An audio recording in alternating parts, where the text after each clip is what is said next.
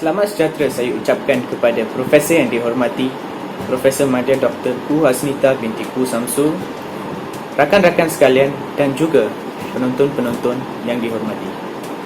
Nama saya Saindrin dari kumpulan Titik Buta untuk subjek Kenegaraan Malaysia. Dalam segmen Projek Cinta Negara pada hari ini, kumpulan kami akan mengulaskan serba sedikit tentang semangat patriotisme dan juga isu-isu yang berkaitan dengan topik tersebut pada hari ini.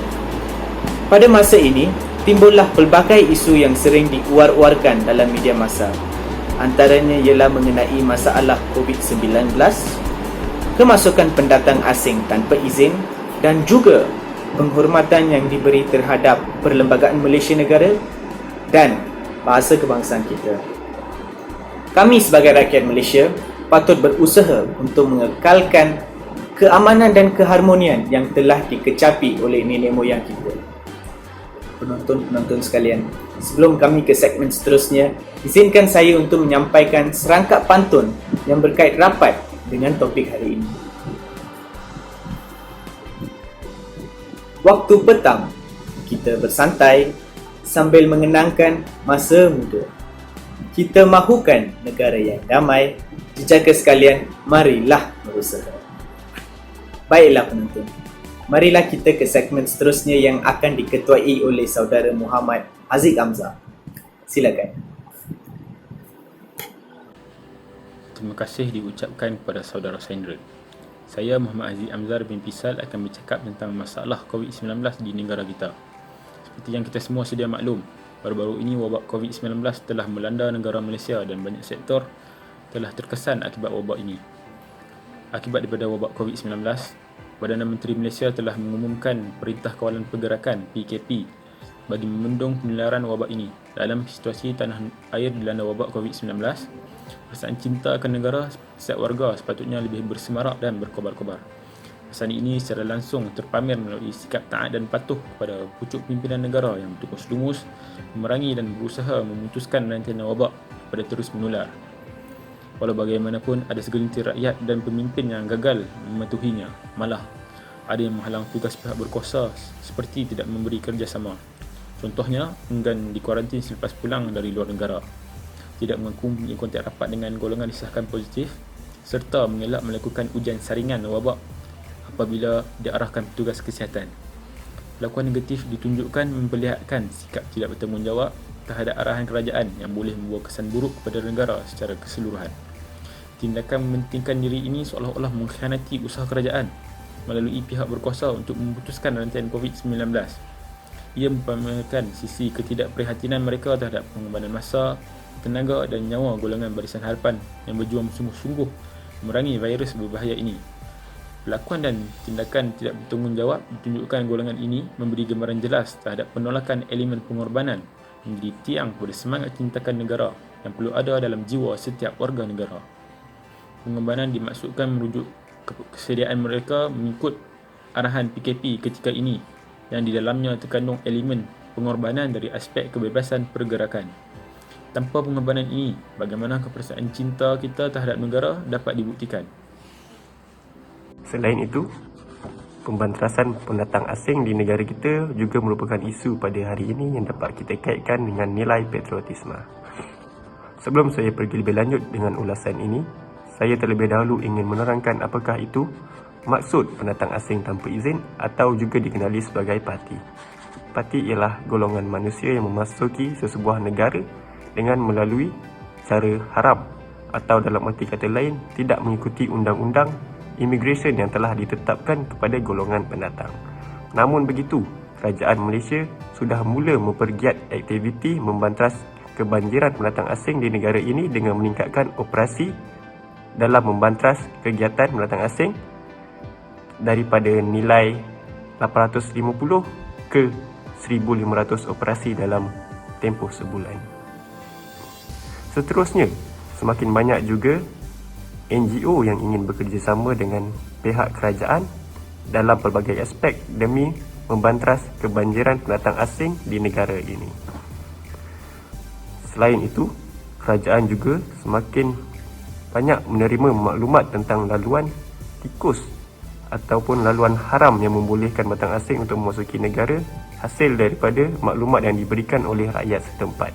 Ini menunjukkan rakyat Malaysia masih mempunyai nilai patriotisme yang tinggi dalam menjaga kedaulatan negara daripada gangguan pendatang asing. Nama saya Muhammad Amir Adha bin Mahzan dari kumpulan SKP Group 8. Hari ini saya akan membincangkan tentang penghormatan masyarakat Malaysia terhadap perlembagaan Malaysia. Jadi seperti yang kita tahu, perlembagaan Malaysia adalah undang-undang yang tertinggi yang terdapat di negara kita, iaitu Malaysia. Jadi ia amatlah penting bagi sesebuah masyarakat untuk menghormati perlembagaan Malaysia selaras dengan rukun negara yang pertama, iaitu keluhuran perlembagaan. Apa itu keluhuran perlembagaan? Keluhuran perlembagaan bererti ketinggian atau keagungan perlembagaan itu sendiri. Jadi perlembagaan merupakan undang-undang tertinggi negara Malaysia. Semua undang-undang yang lain tidak boleh bercanggah dengan perlembagaan Malaysia. Oleh itu, tidak terdapat sebarang institusi di Malaysia melainkan perlembagaan persekutuan yang mempunyai kuasa yang tertinggi. Jadi seperti yang kita lihat pada zaman sekarang, yang seperti yang viral baru-baru ini, ramai masyarakat yang masih tidak sedar tentang penghormatan terhadap perlembagaan negara. Ramai yang masih mencaci, berkata yang bukan-bukan kepada Yang di-Pertuan Agong kita YDPA, kata itu tidak kena mencaci. Sebenarnya itu salah. Itu adalah bercanggah dengan keluhuran perlembagaan itu sendiri. Sebagai rakyat Malaysia, kita perlu mempunyai rasa cinta akan negara. Jadi jadi sifat keluhuran perlembagaan ini akan dapat kita rasai dan akan kita amati sebaiknya. Jadi oleh itu saya di sini ingin mengajak kepada tuan-tuan dan puan-puan semua agar sama-samalah kita menghormati perlembagaan Malaysia yang telah ditetapkan, kerana ia merupakan undang-undang yang tertinggi di negara kita. Bahasa jiwa bangsa. Apakah yang dimaksudkan dengan bahasa jiwa bangsa? Sebelum itu, saya ingin perkenalkan diri saya. Nama saya Alif bin Ismail dari Kuliah 8. Maksud bahasa jiwa bangsa ialah bahasa sebagai milik mutlak sesuatu bangsa yang menjadi identiti kebangsaan. Bahasa yang dimaksudkan dalam slogan tersebut ialah bahasa Melayu. Perkara 152 Perlembagaan Malaysia memperuntukkan bahawa bahasa kebangsaan Malaysia ialah bahasa Melayu. Namun, adakah bahasa Melayu benar-benar diperkasakan di Malaysia? Jika dilihat dalam konteks masyarakat pelbagai kaum yang berada di sekitar kita, masih ramai lagi yang tidak fasih bercakap menggunakan bahasa Melayu, dan masih ramai lagi yang tidak menggunakan bahasa Melayu sebagai bahasa utama mereka semasa berkomunikasi. Perkara ini harus diambil berat kerana bahasa Melayu merupakan bahasa kebangsaan kita. Jika kita sendiri sebagai rakyat Malaysia tidak memartabatkan bahasa kita, siapa lagi yang ingin memartabatkan bahasa kita? Selain itu, masyarakat berbilang kaum seperti di Malaysia perlukan satu bahasa sebagai alat perpaduan kaum. Oleh itu, saya memohon agar seluruh rakyat Malaysia untuk memperkasakan dan memartabatkan bahasa kebangsaan kita, iaitu bahasa Melayu.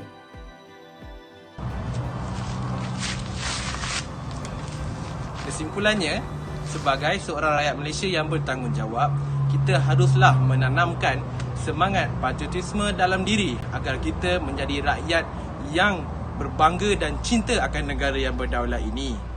Semangat patriotisme dapat diamalkan pada setiap hari dengan bertutur menggunakan bahasa kebangsaan kita, iaitu bahasa Melayu. Mematuhi, menghormati perlembagaan dan mematuhi undang-undang yang telah ditetapkan, menjaga keselamatan antara satu sama lain, serta perbuatan yang mudah seperti menghormati bendera jalur gemilang dan juga berdiri tegak semasa lagu negaraku dimainkan. Akhirnya, rakyat Malaysia yang berbilang kaum ini dapat mengekalkan keamanan dan kesejahteraan demi semangat cinta akan negara. Oh, bercakap mengenai bendera mengingatkan saya tentang Hari Kemerdekaan Malaysia yang bakal menjelang pada 31 Ogos ini. Oleh itu, marilah sama-sama kita menyambut Hari Kemerdekaan ini dengan penuh tanda kesyukuran dan keriangan setelah negara kita bebas daripada cengkaman penjajah.